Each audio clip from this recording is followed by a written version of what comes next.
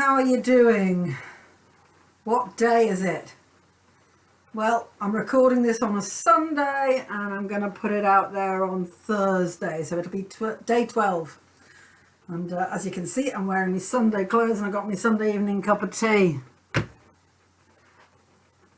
tried to do the hoovering today. I wasn't very enthusiastic. I'll tell you why, but first I'm just going to grab my box.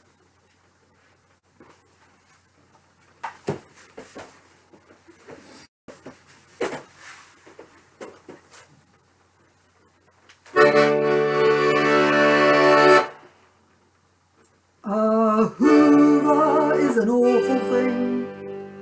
It doesn't make me dance or sing.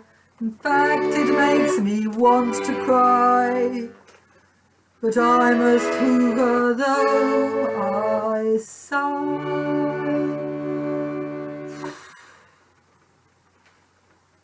My Hoover sits beside the stairs, and as I pass by unawares, my Hoover turns to me and begs, "Oh please, dear human, shake a leg, please switch me on and push me round.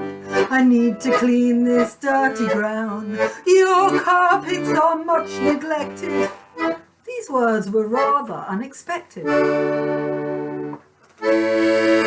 A Hoover is an awful thing. It doesn't make me dance or sing. In fact, it makes me want to cry. But I must Hoover though I sigh.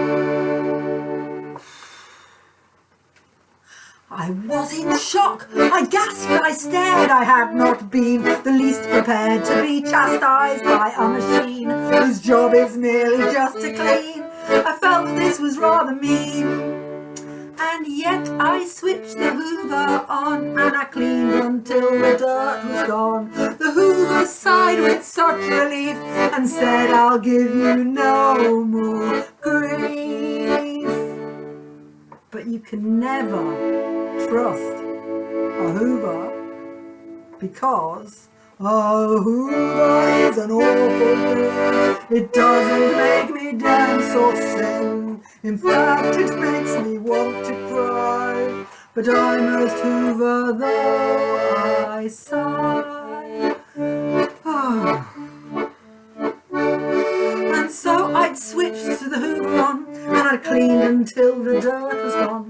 The Hoover sighed with such relief and said, "I'll give you no more grief until a week or 10 days hence.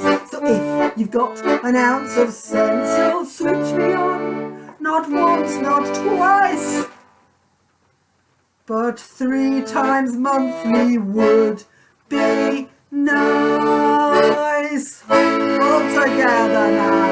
A Hoover is an awful thing. It doesn't make us dance or sing.